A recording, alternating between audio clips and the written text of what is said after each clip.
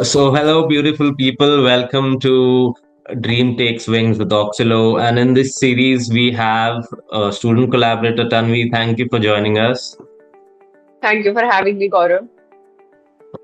In this series, we're going to talk about Tanvi, who is traveling from Mumbai to Canada. We're going to be capturing her journey as she go through this artist process. And at the time of this recording, I guess Tanvi, you're flying out in what, 2 to 3 days Yeah, from the four time we're days to be talking? precise. Yeah, 4 days to be So precise. great, crazy exciting for you venturing out into new adventure, new lands. And literally, like, even like talking to you, I felt as if I was traveling with you and I have the same traveling butterflies that I get. So Absolutely. we all would like to know more about your journey, and if you could tell us in detail about all these things. And the first thing I want to know is like, how did you come to select your country? Like, why did you choose Canada as your place to Yeah. go to? Yeah, I mean, I think I've been asked that question a lot. Why Canada? I mean, the obvious answer is, of course, it's a very warm country, not temperature-wise, but like when it comes to people, it's a warm country. A lot of opportunities, education-wise. They have some really good universities. They offer amazing scholarship for Indian students. And overall, I think the standard of living I find in Canada, which is much better than US. And in terms of, like your tuition money, I think that was a deciding factor for me. Tuition wise, it made sense to choose Canada because it's offering quality education in much lesser amount than I would spend in a country like, say, the USA or Australia for that matter. So, hence Canada. Right. So, I mean, it's not as easy as it sounds. Like, people make it sound like you just pay your fees, you just get a loan, and Yeah, you're off onto a flight. So, correct. what were your challenges, struggles that you would like to know? Students from Auxilo also to know too, and all the students who are pursuing to go to Canada. No, absolutely. That's a relevant question. I mean, it looks so glamorous and it sounds so wow that, like, hey, somebody's flying abroad. But the struggles, I think nobody captures the struggles. So it's a good thing that we're talking about the struggles that students have to face. Okay. So let me start by saying that I got admitted into a graduate program in gender studies, which is essentially a master's program in gender studies at the University of Northern British Columbia.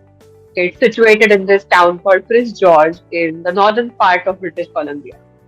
But the journey to get admitted into this university hasn't been easy at all.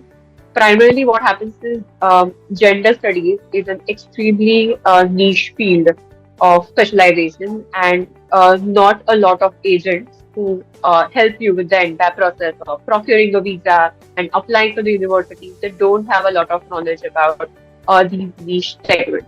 It's not just gender studies. Like mostly your agent will guide you if you're doing a course on, say, management, or if you're pursuing STEM, or if you're pursuing, say, engineering or something. But when it comes to courses like these, there is no sufficient guidance which is available. So, I mean, I had to do the research. I had to kind of, like dig deeper into what would be suitable for me, what universities can I realistically apply to, and then what are their acceptance rates, and will I be a good match with this program, and where will I go after completing the program, like career wise, is it really making sense for me to kind of pursue this degree.